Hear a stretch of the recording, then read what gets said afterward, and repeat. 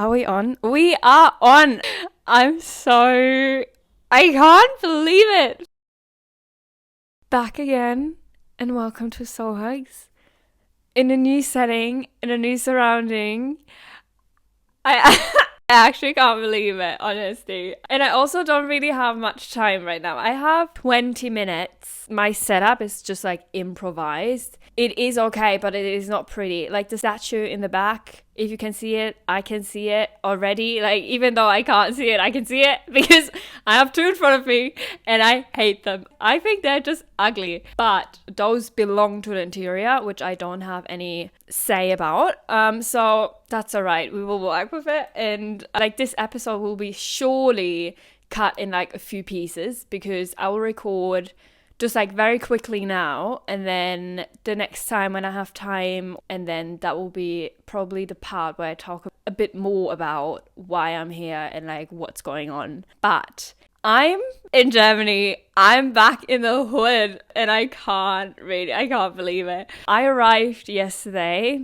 Yeah, I basically had to leave Canada because my work visa expired in October and I extended to stay longer in the country on a visitor record. And a lot of people didn't realize that I was not able to work for like this whole time. And I tried to extend my visa and my stay with like finding a workplace where I could stay for a year. Obviously, there are some regulations with like the work I did before in Canada. It's connected with like work history in Canada and so on. So it is obviously quite different. And in my case, I'm only allowed to apply at cafes.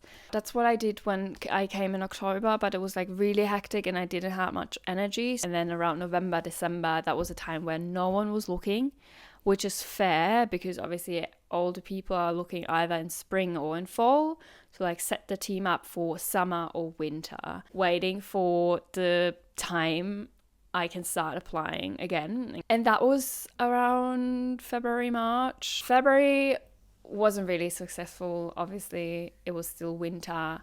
March was better. And yeah, I did everything I could. I had some trial shifts just before I had to leave. And there was no way for me to stay a few days longer, not even one day longer, because the day I had to exit Canada was on the 15th of April and I had a flight on the 14th. Just that I did everything legally and clean and to avoid complications when I go back to Canada. Because with the amount I came here is basically just to carry on. Because I have an appointment end of April. I was actually hoping to fly back to Montreal beginning of May because I don't want to stay longer than 3 or 4 weeks in Germany because I know at the beginning it's exciting and it's nice, but it calms down very quickly. I think after 2 weeks it starts getting And also I'm picking up my mum. She's gonna stay here for a week, and after she will be leaving, I already thought there's nothing I can do otherwise. Like there's no reason to stay, which is like, it's not that true because obviously I have a lot of people and friends I know which I could visit. But the problem is right now that I don't have the money. I'm broke. I'm on zero. I almost didn't have even the money to like pay for the flight back. But as I flew to Paris instead of Frankfurt, it was cheaper. So yeah, like there would be so much things to do for me in Germany if I would come here as a holiday and if I would have money and if I would have time, which are all things I don't have because theoretically I have time, but at the same time I'm waiting for a response to know what and how, and then I just feel stressed in general. So yeah, like there are a lot of things I would like to do and people I would like to visit, but the question is, can I, and when and how long, and even if. So yeah, I'm here right now, second day, sun is shining. It is so much warmer. It is so much warmer than in Canada right now, honestly. To be fair, I only have this outfit. I'm glad that I packed my shorts and I packed a few pieces of underwear because I can't remember what I have here. I know I have socks because I couldn't take all of them with me when I went to Canada. And I knew, like, before I even booked the flight, I was like already thinking of all the things I can sell. Even the things I have in Canada, in Montreal right now, and also like the things I had here. I was like, as soon as I will come back, I will start sorting out once again, because every time when I'm here, I'm sorting out, and it changes every time. I sorted out before I left for Australia. I sorted out after I came back from Australia and New Zealand before Canada. And I sorted out in that extent of me knowing I won't come back. Not for like living here. But I still had like a bunch of clothes. I don't necessarily want to sell. It's nice to have them, but I can't take them with me. I sorted out quite a lot. I know I had more stuff than clothes when I went to like a market to sell my stuff. And before I came here, I already like started going through my mind, okay, what can I remember what I have at home and what do I don't need anymore? What can I sell? And guys, you don't know how much I love sorting things out, like getting rid of things. Honestly, it makes me so happy. It brings me so much peace and clarity. So the literally first thing I did when I entered this apartment, sorry to spoil that to you, but it wasn't taking a shower. Obviously, I took a shower, but like the first thing I did was like entering, putting down my bag, and I went straight into my room and I was looking through my whole closet. I really don't know how much I sorted out. Like everything is like just in front of the iPad, waiting for me to take pictures and upload them to like sell them. And before I left, again, as I said, I wasn't sure what I still have here. I knew I had one pair of shoes, so I was flying with my running shoes, which is like, oh, that's normally not the way I travel, but I have to pick wisely what I'm going to take to Germany. And I'm planning on running here, so I was like, the only right thing to do is just like travel with my running shoes. I knew I had one pair of shoes that don't really fit with my outfits, but it is what it is. Bless my sister that she had her old Doc Martens, because I know I sold mine. That's everything I need. Just like my running shoes, those Timberlands for the outfit, and like the sneakers I have here, because I only have this outfit. I don't have any other short thing, like in terms of like summer. And believe me or not, I actually don't have any underwear here. So I'm glad I packed those 5 underwears. So yeah, I'm happy with that. I'm happy with what I have. And especially like clothing wise, I literally only have the stuff I have in Montreal, which is also not really much, and just like a few pieces here. And what I can reflect on and observe on that is that I really got rid of every single piece. The only pieces I have are all from like places or situations or festivals I went to. So every single piece has a story. It's not just bought in like a fast fashion store. It literally is either thrifted in like those places, or it was passed on to me from friends I met during traveling, or they are really shirts from like events or places I've been to, like Reglan or like the Post Malone concert. I don't have many pieces, but I think that's much more valuable for me than anything else, and I just love it. Like that's what I said when I was here last time. I wish to have not many clothes, but a few selected, and then with like good quality, but they're all thrifted. So yeah, it just like feels very solid and compact and really aligned with my personality. And yeah, that's basically about the clothing situation. And yeah, looking at my closet, I'm at peace. And yeah, another reflection was just that thrifting is so much more present in like other countries like Canada, Australia, New Zealand. Like you can find so many gems in thrift stores. That's where I love thrifting. And here in Germany, it's like you also have thrift stores, but the depending on where you're from, they're either not that good, or the pieces are really like literally sold as like a new fast fashion item, sometimes even more, which makes it a bit hard. Not hard, but like it basically just comes down to your decision. What do you want, and like how do you want to get your clothes? Another thing I recognized is that, for example, all the things I sorted out, I'm gonna sell them because I can. If I would think about how it would be if I would be in Australia or in New Zealand or in Canada, to be fair, I'm not quite sure, but I would say there's no way that I could sell those clothes because no one would want it, because there's so much in those thrift stores, and like good pieces. The pieces I have, they are still nice and they're well maintained. Right now, being in Germany, they're too good to like just donate, but in another country, too, let's say, bad to try selling them, if that makes sense. So yeah, which is really interesting. And then also I just walked around and I realized there are so many differences, like the cars that drive around, the models, the maids. It's just so different. And I could see like that's something I would say Germany values a lot, having a good car.